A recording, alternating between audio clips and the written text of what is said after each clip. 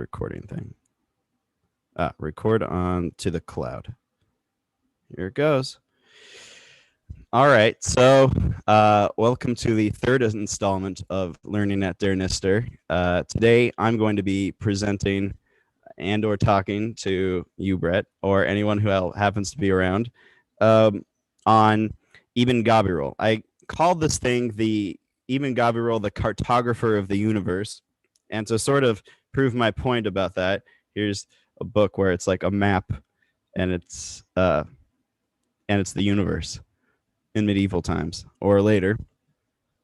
And the reason I wanted to talk about Ibn Gabirol was because his main achievement, the epic poem "The Crown," is traditionally read on Yom Kippur, and it's read supposedly it's read in between Kol Nidre and the morning service. It's actually something that some Sephardic communities would stay up all night and read, and in Ashkenazi communities they would print the poem as a way of private devotion or private learning during that time.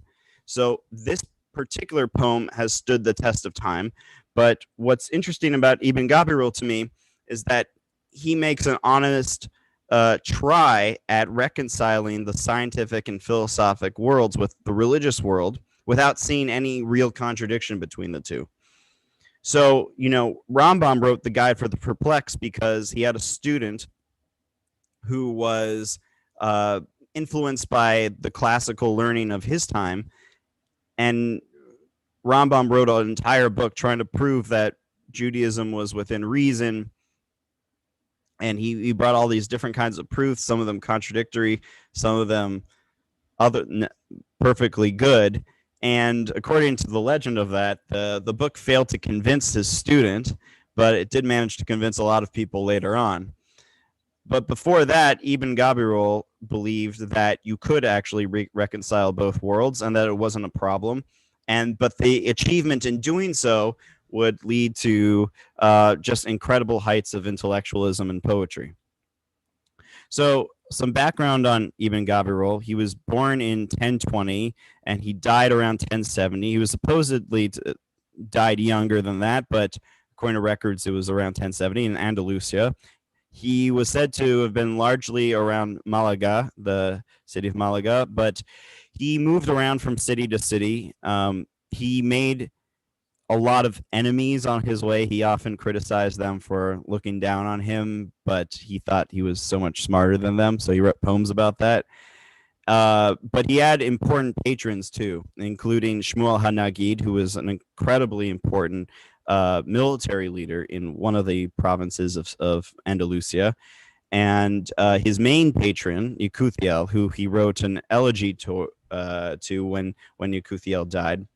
Yekuthiel was not particularly known in Arab sources as a particularly important person, but Ibn Gabirol treated him as such and wrote a amazing poem about him. Ibn Gabirol's main line of work was writing poetry for synagogues. He wrote liturgical poetry, and in that line, many of those poems that he just churned out for money are used even today. For example, if you look at Pesuke de Zimra, you'll find Shachar Avakesh, like in the morning I seek you, as part of just your average conservative bit of liturgy. And I think other bits of his poems are found elsewhere, especially the further you get into the Sephardic or North African world.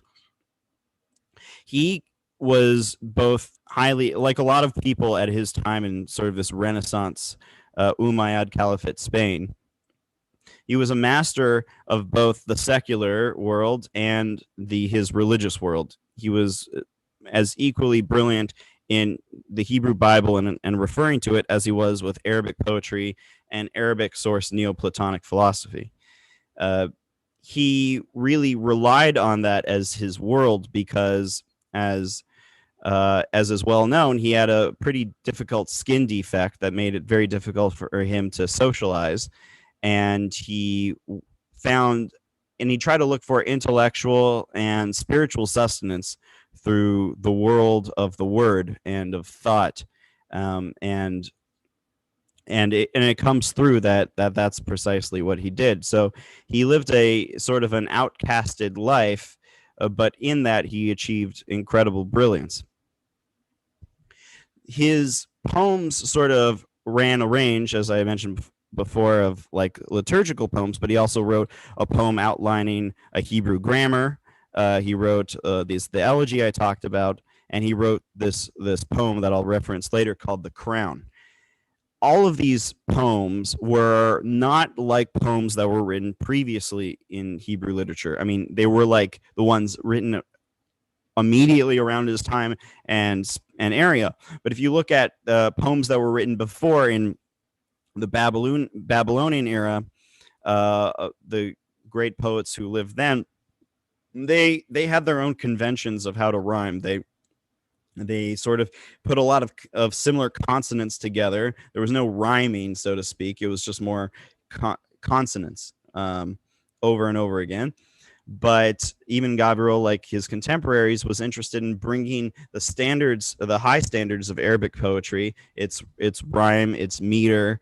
Apparently, like what they would do is even, for example, emphasize certain shvas that were supposed to be soft and make them hard in order to keep up a certain kind of rhythm that was derived from the Arabic world. So you would say ashere instead of ashrei if that's what the verse called for. And he was also simultaneously with this religious world, with this religious life, he would write poems about friendship, about wine, which was common in Arabic poetic societies. And he would get extremely deep into the philosophical world that his Arabic predecessors were interested in, and he continued onwards. So that's sort of an outline of who Ibn Gabirol was. But why I find him interesting was because of this merger. This merger of worlds created something more beautiful than previously existed. So the way he saw philosophy as outlined in the Royal Crown, actually, before I go back, he saw philosophy in the Fountain of Life. This was based on a psalm, on Psalms 36, where he says, "In God is a fountain of life. In your light, we see light." And in that sort of a relatively throwaway line, he saw that it was possible to bring all of Neoplatonic thought and move it forward within the framework of Jewish thought. Because what ended up happening was he wrote this philosophical treatise called The Fountain of Life. People thought it was an Islamic philosopher who wrote it for 1,000-something years, until Solomon Monk in 1846 found out that, piecing it together with some Hebrew fragments from the Latin that it eventually got translated into, this was not an Islamic scholar. This was Ibn Gabirol. But the way the philosophy was written was such that people really thought it was contemporary Islamic philosophy of the time. However, the one sort of giveaway that it wasn't was the title, Mekor Chaim, a fountain of life, because it wasn't in Christian or Islamic convention to title a philosophical work after a biblical verse. So it was clear that Ibn Gabirol was thinking, even in this very secular-ish philosophy, that it was clearly in the frame of Jewish thought. And so going back to that verse that this philosophical work was named after, God is a fountain of life. In your light, we see light. That's an incredibly good description of what his incredibly complicated philosophy is, which is that God is a source of light that moves into this world through the divine will. And the divine will allows the light to pour into the material world until it reaches this physical world. And he proves that with really clear syllogisms. Apparently the logic is incredibly precise. I read this a couple of years back, and it took me, I had to go through it like one page a day because it was just it was basically at the far reaches of my comprehension. But to summarize the idea and why it's so powerful to me, why I ended up calling this lecture of sorts the Cartographer of the Universe, was because his method was to go from this light that came from a place above time and space, and somehow, and actually, but it's an actually interesting discussion, moved into the world of universal time and space, undifferentiated by differentiation, and then moved further down into the world of differentiation, and then moved down further into the physical world where the light stops flowing. And the process of looking at all of those things itself, in his mind, was not just an act of philosophy, but it was an act of spirituality. And that's what he meant to recreate in The Royal Crown, which was a poem that took all of these elements and then said at the very bottom of this exploration of the universe, I am nothing, I need to be forgiven, and God will forgive me, which is why it's read on Yom Kippur. But he takes the philosophy from an intellectual proving edifice and makes it religious by making the act of philosophy a religious experience in and of itself. So one particular passage I want to point to on this from the Fountain of Life itself is where actually I think it'll make sense when I explain what a little more what the philosophy is before I read this passage. So I described that the light moves down from the highest point outside of time and space and moves down into the universal time and space and down into these lower worlds. How does that exactly work? So the idea is that at the very end of things, all things are combinations of form and matter, just like the old classical philosophers would have it. But he innovated and said it's not just that this physical world has form and matter, but that each bit of form and matter that comes here is the coming together of something higher that pours through matter, and that higher thing contains the essences of the lower thing within it. So looking backwards, it's like this. Imagine a light that's pouring through this window, and it's becoming dimmer and dimmer as it goes through space, through like the mud, I guess. But if you look at the particular thing that's at the end of this light beam, and you start moving back into it, you find that all the qualities that were in this lower end material are also contained in this higher end material.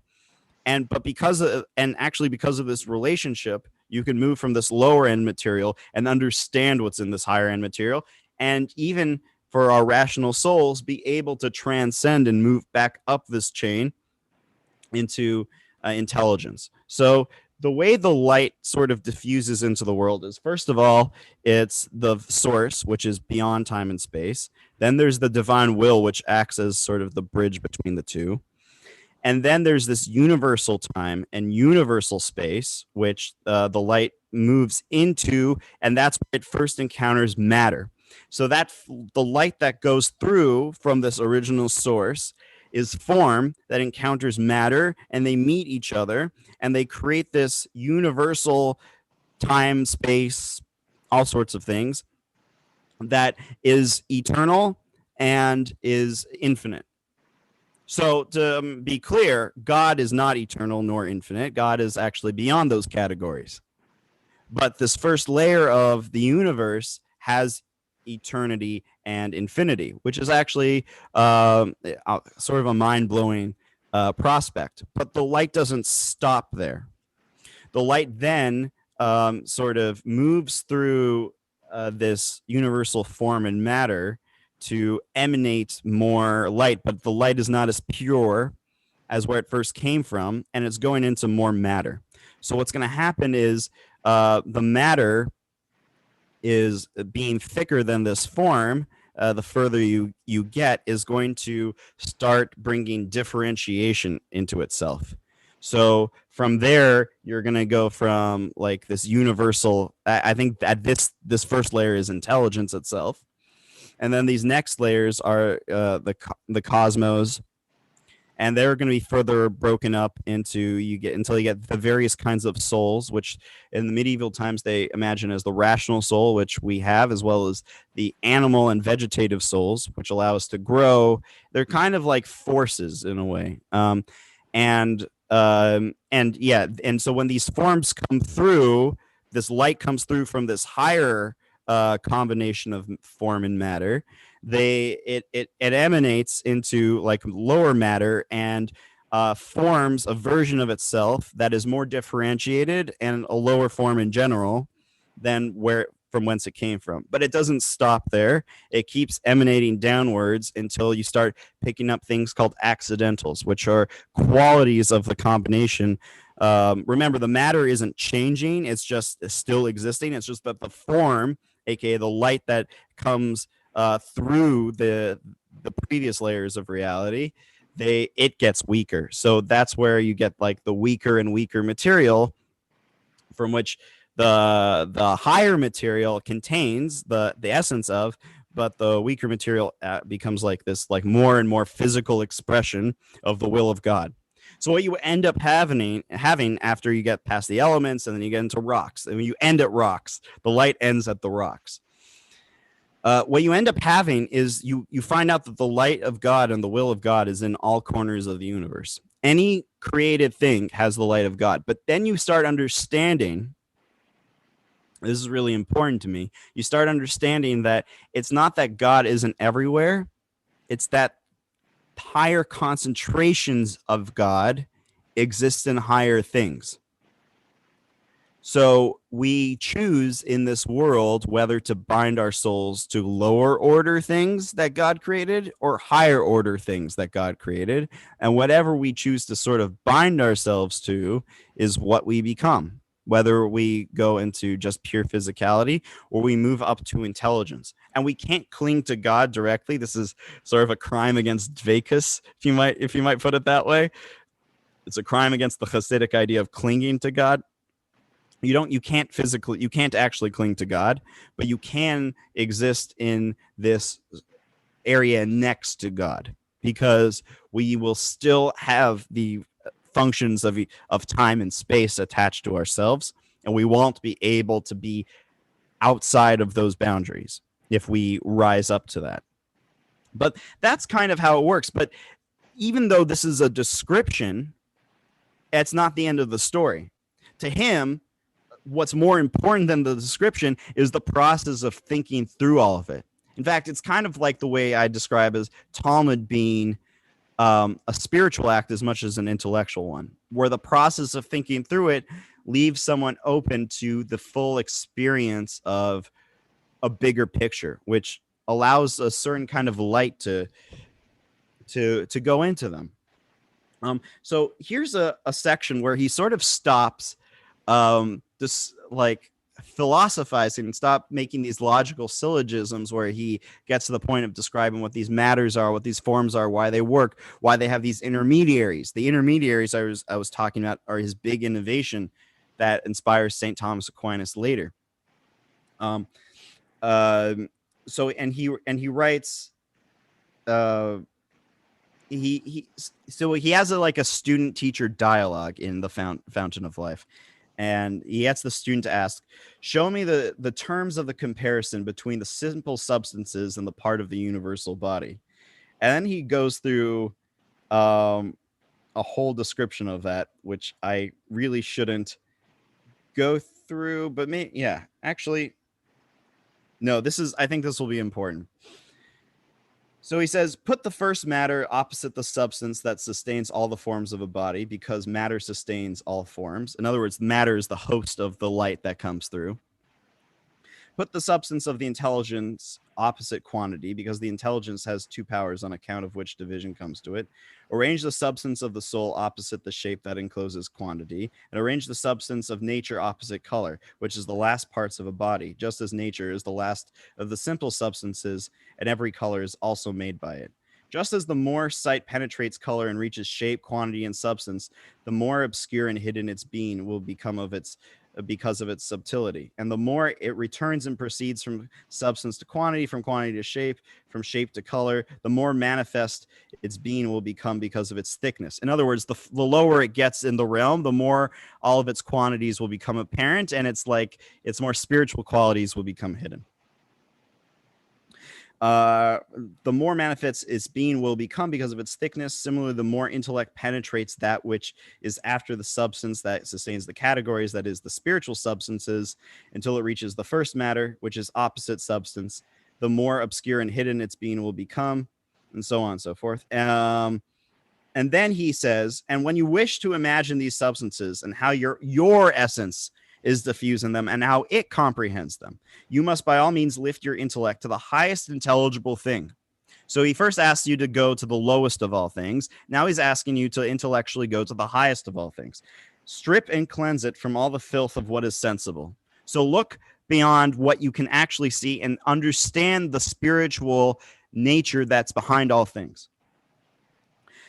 Strip and cleanse it from the filth of what is sensible, free it from the captivity of nature, and approach with the power of the intelligence, the highest thing that is possible for you to apprehend about the certitude of intelligible substance, until you are, as it were, stripped bare of sensible substance and become, as it were, unaware of it. So what he's saying is, in order to reach what he's asking you to do, you must disregard physicality and reach a spiritual state with which your mind can travel. Then you will, as it were, enclose the whole corporeal world inside your essence. He's saying the whole spiritual world is so much bigger than the corporeal world. The corporeal world is just a last expression of it, and the soul not only is deeper than it, it actually sustains the corporeal world within it. He says with intelligence itself, you can take all that is physical and understand that that is actually within you, which is weird. But what he's saying is that's how small the physical world is when the mind and the intelligence can reach it. So when you have done this, you will then understand the smallness of the sensible in relation to the greatness of the intelligible. And the spiritual substances will then be placed in your hands and having been set before your eyes. And you will see them enveloping you and higher than you. And you will see your essence as if you are these substances. You'll understand yourself to be a spiritual being. At times, you will think that you are part of them because of your being bound with a corporeal substance. And at times, you will think that you are all of them and that there is not a difference between you and them because of the union of your essence with their essences, because of the conjunction of your form with their forms. He's saying the soul can travel to the spiritual world and become that, because what will happen is the soul will bind itself to these higher forms that lie underneath the entirety of the physical world. And so now this is the takeaway right after this. The student says, I have now done what you commanded. I have lifted myself up through the ranks of the intelligible substances, and I strolled among their delightful gardens. I have found sensible bodies in comparison with them to be at the extremity of worthlessness and imperfection.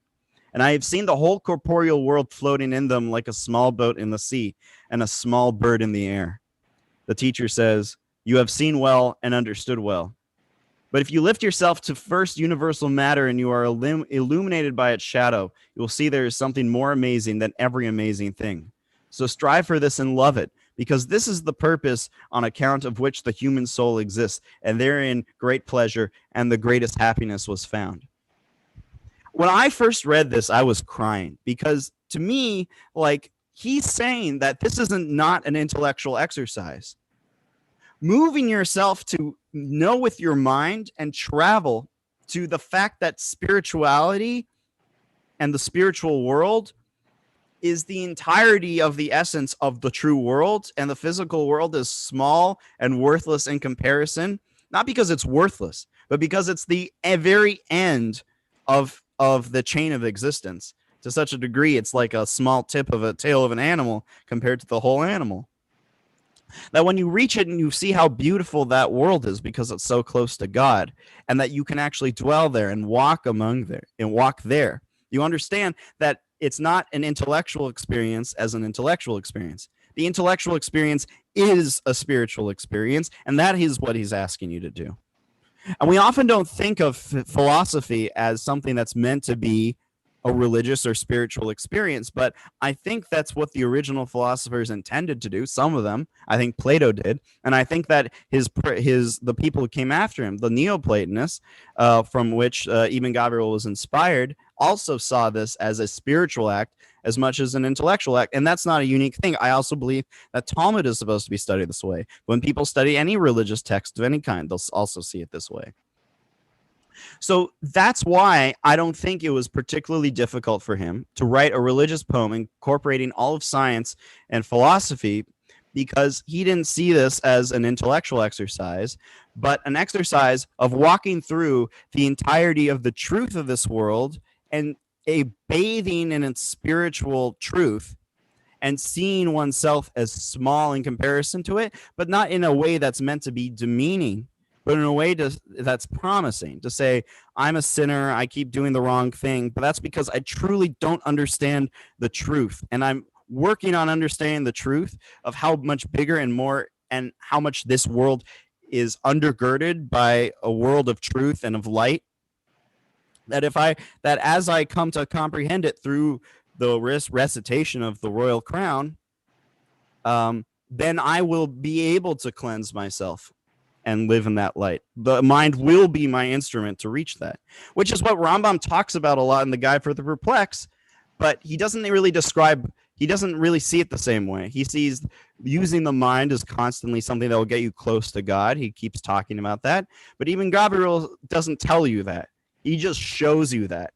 He says, walk with me through this garden. So that's my opening salvo to this Ibn Gabirol talk. Henry, if you'd like to bring anything my direction, or anybody else.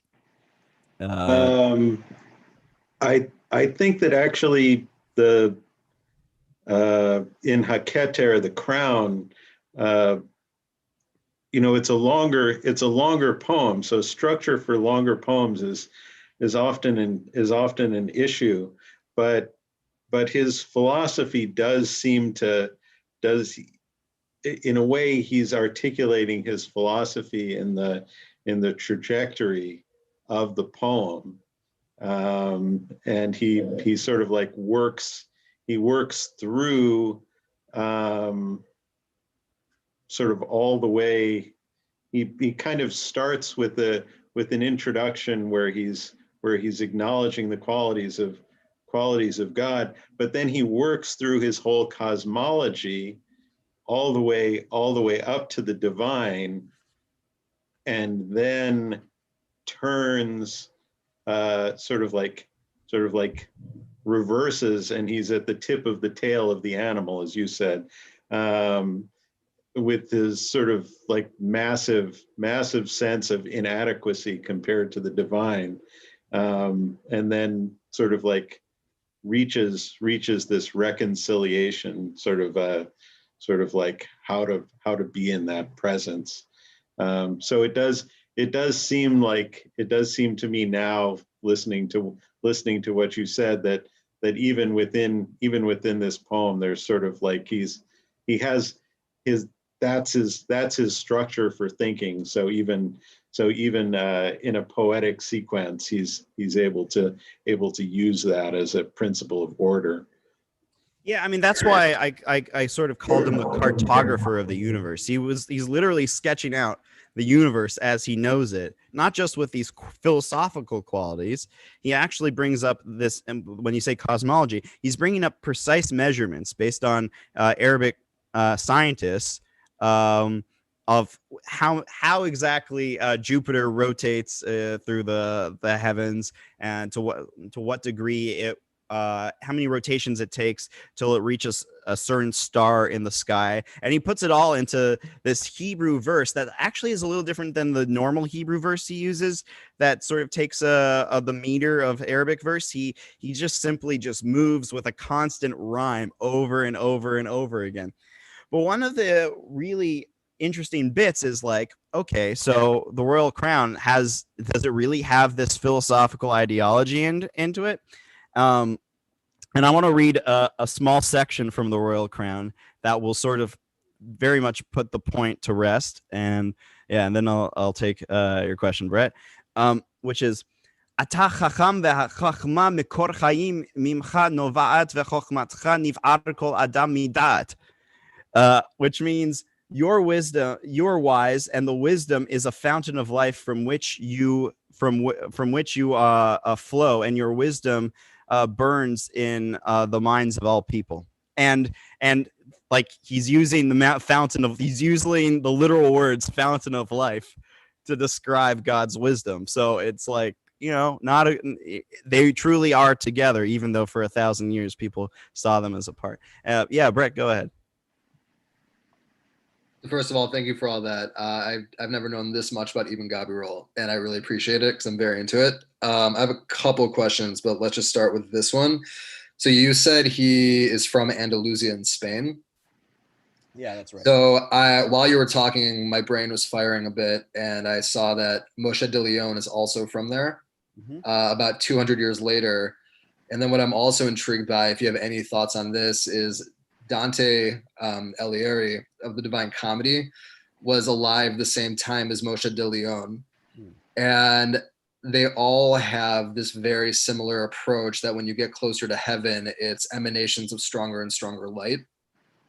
And would you say that Ibn Gabirol is the one who influenced these people, or do you think that these sort of theological thoughts were around and these are the ones who wrote it down? Would you say that Ibn Gabirol influenced the writing of the Zohar? Do you have anything to say about that? Well, I don't know the full history of how these things work, but what I do remember is that this thought was around the area. I think it's really interesting you mentioned the Divine Comedy because it kind of has the same. I mean, the chain of being was a really like you can see certain images of like the chain of being, like going from the lowest to the highest, or Dante going from hell to heaven. And so that was like and that became a completely normal thing until like a couple centuries later when Aristotelianism started becoming more mainstream. And that's why Rambam writes on that. Rambam doesn't even acknowledge Ibn Gabirol. He acknowledges other Neoplatonists of old Jewish Neoplatonists as like not correct or not knowing what they're doing. But I think that the Zohar was, I think Kabbalah, I think a lot of these mystical practices, you can really put a one-to-one relationship between this kind of philosophical thinking and that sort of thing. Like Devekut is, like the whole idea of going up and climbing up this chain and you can travel with your soul to that place is very well grounded in that kind of thinking. What the person who translated the philosophical work of Ibn Gabirol was a Christian monk named Gundasalinius. I forgot the full name, but he wrote something called The Procession of the World, which was sort of the bringing of this kind of thought into the Christian world, which is how St. Thomas Aquinas picked it up, even though Aquinas himself, I think, was more of an Aristotelian.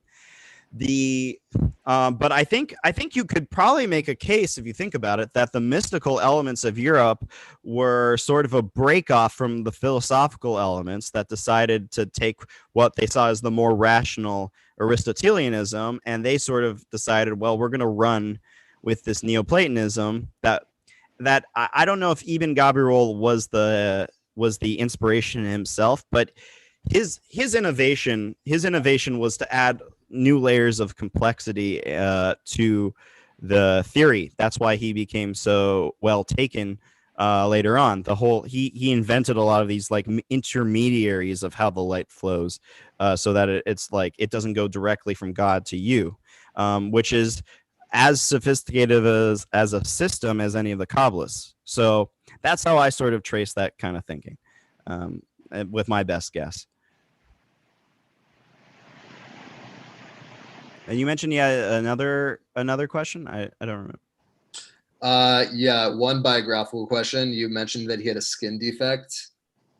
Do you know what that was, or what was it? More of like a visible skin defect? Is that why he couldn't be around people, or was it more just debilitating? I don't remember what it was specifically, but it was a visible one. It's a I forget the exact name of it, but it's a form of tuberculosis which gives you all sorts of boils, which is evocative of punishment in Jewish tradition, like furunculosis. But apparently it was sufficiently scary and disfiguring that they didn't want him in the synagogue, that he was prohibited from actually being in the synagogue. Which, I mean, you can imagine for someone like the person we're talking about must have been a horrible distancing from the community. Yeah, and I think it also speaks to why he was so interested in taking such a like abandonment of the physicality so seriously. Not as though other people didn't, but I think that a lot of the poets and writers, I mean, if you think about even Yehuda Halevi, a lot of these people were very much in the middle of this Renaissance culture. They were writing about and praising the physical things of this world was completely accepted and loved. And even Gabirol did too, but as you can see by like the intensity of his devotion to this, he really was trying to emphasize his detachment from all of this precisely because of that sort of thing. Yeah, and that was so thank you for that. So that kind of leads into my last question I wanted to ask. When we learned about like the Ari's theology, the sparks of the scattered light, the way it was taught to me was that was directly relevant to the time because the Jews from Spain were in exile, and it was sort of like the scattering of the people. And so, Henry, you sort of pointed to this, but Zach, I'm also wondering, or Henry, what you two would think about this. His theology of the light coming down and filtering, and that removal of the light. Do you think he was trying to appeal to some like mass phenomenon, like sociological phenomenon through that theology? Do you think it's explained by his own skin condition? Like, what would you say about that? I mean, I think that this whole way of looking at things was really current, but I just think that the skin condition sort of points to his devotion to the craft. I mean, he was clearly massively intelligent. Like he wasn't also, by the way, it's important to know, he wasn't just annoyed because of his skin condition and what that put him through, but he was also really annoyed that he was so much smarter than everyone else, and yet everyone was trying to drag him down to his level. I mean, he writes poems about this, like these guys, like, bringing me down, but they're like, he compares his detractors to the people trying to break down Lot's door in Sodom. Like, he really doesn't, to those who might not get that reference, the point is he really does not like the people who talk down to him. Yeah, so I think I don't know what this particular philosophy was speaking to on his personal I mean, let me rephrase that. I think he was devoted to this philosophy because of what he went through, but I don't know why it exactly had such wide cultural currency, other than like it was really powerful in the Islamic world to have this kind of philosophy. This is where this Neoplatonism really developed. It wasn't so much Platonists and the people who came after Plato. It was really the greats of the Islamic world, and to basically just be a popular current scholar, you'd be reading this stuff and buying into it. why this was a huge deal in the Islamic world. Well, I think is because during the Renaissance eras of like the areas around Baghdad and very far away from Spain, you had all these people rediscovering classical sciences along with classical philosophy, but also holding tightly to a theology where God controlled everything. So how do you reconcile the two? Ibn Gabirol wasn't the first to reconcile these two things, but he was, the best latest addition in a Jewish and really in an Islamic category of this like process of reconciliation of like all things, like a devotion to science and what science tells us about everything, and that also simultaneously God is everywhere. So how do you put that together? This was the best solution. Awesome, thank you for that. Yeah, so if there are no more questions on this, what I want to do is like just read a little. I mean, I promised a stream of the whole poem, but I was like, I actually read through the whole poem to myself twice, like in Hebrew, and I was like, I will just dry out my tongue doing that. So I decided not against that, but I want to just how long did it take once through? it must I mean, I don't know if I did the whole thing at once, but I'm sure it will take me about an hour to read. I mean, if you actually, the people who still do this, and you could watch this on YouTube, are the Yemenites. They chant this, and the video goes for like 2.5 hours. So people do it, they take it seriously, and I mean, that's why I thought it was an opportune time to present this. But I want to just, the reason I want to read it is not for the content, but just to give a sense of just how beautiful his command of the language is. As I said, he has a particular way of writing, his other poems that hold by certain conventions, but this one has its own convention. And I memorized quite a bit of it last year, but I forgot it since, so I'm going to read it quite from here. So Zach, do you have translations? No. What I'll do is after I read a couple, I'll read a couple. Yeah. I have translations if you want me to share. Yeah, if you could share that screen. I'm just going to read from the beginning. Okay. But I was also going to translate it. Well, actually, yeah, we'll see. I just wanted you to hear the Hebrew. That's what's important to me. בתפילתי יסכן גבר כי בך ילמד יושר וזכות, סיפרתי בה פלאי אל חי, בקצרה אך לא באריכות, שמתיה על ראש מחללי, וקראתיה כתר מלכות. Which is a way of saying, I'm not going to write this poem too long, but it's a great one. He lies, of course. So, anyway, then he plays off of a lot of biblical verses and combines them cobbles them together like this. נפלאים מעשיך ונפשי יודעת מאוד. לך אדוני הגדולה והגבורה והתפארת והנצח וההוד. לך אדוני הממלכה ומתנשא לכל ראש והעושר והכבוד. לך ברואי מעלה ומטה יעידו כי המה יאבדו ואתה תעמוד. לך הגבורה אשר בסודך נלאו רעינינו לעמוד, כי עצמת ממנו מאוד. לך חביון העוז הסוד והיסוד. לך השם הנעלם ממתי חוכמה, והכוח הסובל העולם על בלימה, והיכולת להוציא לאור כל תעלומה. לך החסד אשר גבר על ברואיך, והטוב הצפון ליראיך.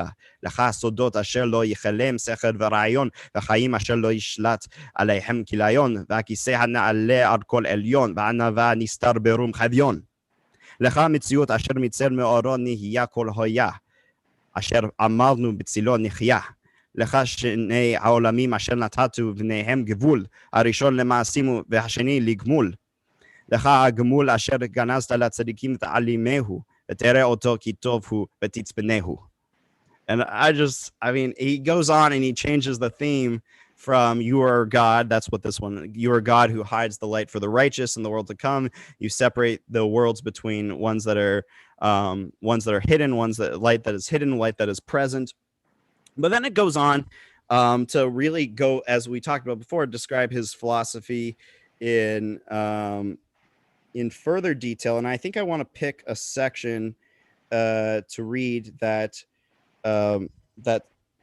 really hits on his particular innovations, which actually, yeah, it's the next one. I'm going to read through this one and translate this one because I think this is going to give an idea of how he's conceiving of God as beyond eternity and beyond infinity.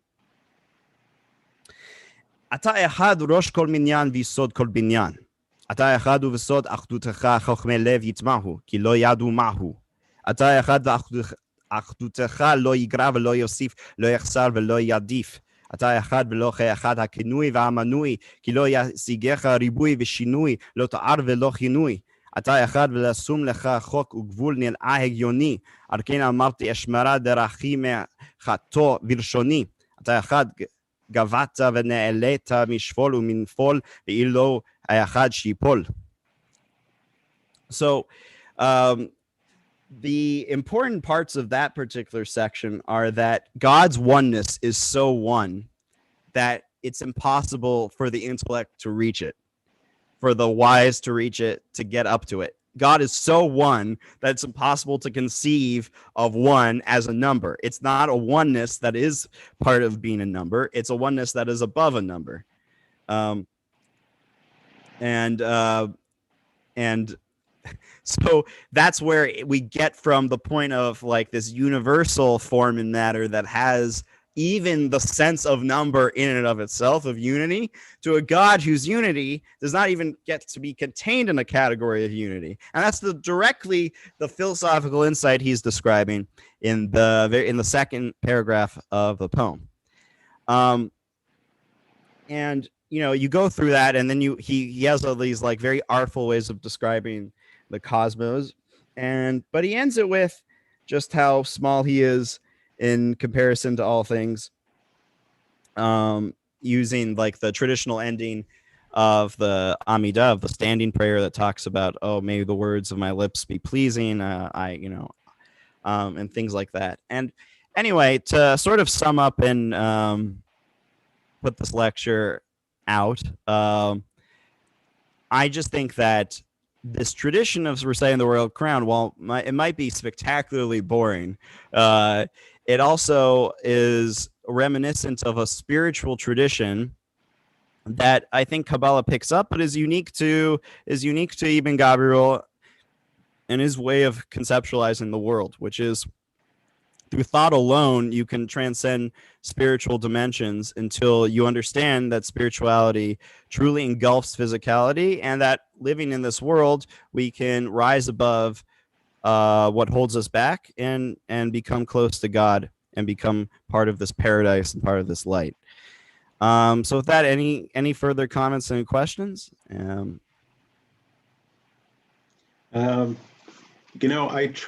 I sat down to read this poem a number of years ago, and I did actually find it kind of boring. And I didn't push all the way through it. But when I picked it up again, I actually found it, I found it quite good. And there were certain sections which were really very moving to me. But you have to give yourself over to it a little bit. It is still medieval poetry, and the mindset is a little bit different. It's in a translation you do lose something. I mean, the thing that you really lose is the whole sort of he's just taking so much out of other sources, yeah, and turning them and using them in different ways, and that's kind of like a game, which is fun. And so when it's in translation, you like he's making more of an effort to like make the experience sort of aesthetically pleasing and actually just like like there are all these verses, and it's like what is that? Where did that? I know that. Where did that come from? Right. And so like that. So if that's how you're reading the poem, then it would actually be a lot more lot more stimulating than when I first read it, I was just reading it in translation.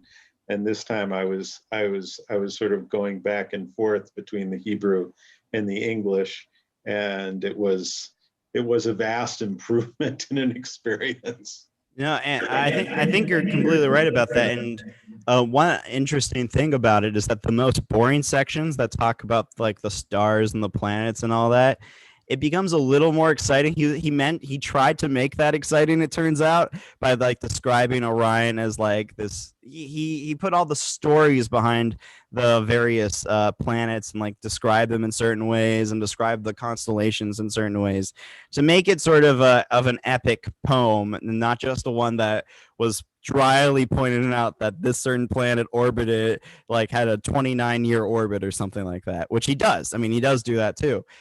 He doesn't really want it to be purely. He really does want it to be devotional, but the translation when it translations can kind of take out how thrilling the regular motion and movement I was trying to demonstrate with the Hebrew to be when it's describing like these beautiful ideas that just hit you like fireworks one after the other, and then you start moving into the scientific category where he's moving into like these long elegiac phrases about the character of all of God's creation, from the stars, the planets to the lower beings, and then he like sort of has this up this break that's very sharp where he starts pointing it to little old me, the very smallness of himself. But yeah, I think I'm just gonna end this here and say, it is a worthwhile spiritual practice, not just through Ibn Gabirol, although I do recommend trying to slog through the font of life one way or another. Actually, I don't recommend that, but trying to view the whole world and then compare it to the smallness of yourself doesn't have to be a daunting or scary thing. If you end up looking into the world as a spiritual element first and foremost, and intellectually travel through there and just understand the largeness of that world and in comparison to the smallness of this one, that's the spiritual practice he's essentially trying to put into motion in a serious scientific way. And that's what I think at a time like this, when all the physical trouble of the world seems so powerful, and like wildfires here in California, the virus around the world, everything that's happening here, to be able to like look past that and see that there's an even bigger spiritual reality that's more important, it's more powerful. That is a form of a meditation that can take you above this world, not just to bring you to a place closer to God or to bring you closer to peace, but also closer to understanding, which is the one thing that in this particularly chaotic time is most in need, and I think a really valuable thing. So yeah, thank you for all who are watching. Thank you for coming. Thanks for hosting, Henry. Thanks for coming, Lynette. I really appreciate seeing you here. Thank you. I hope anything Nice I to said, see you. I hope it made sense. If not, of course, feel free to talk to me down the line. And because I understand, I was just going. So yeah, with that, nice. I'm gonna. Yeah. Thank you. Yeah. So I'm gonna stop recording it right here. And yes, and then stop streaming it.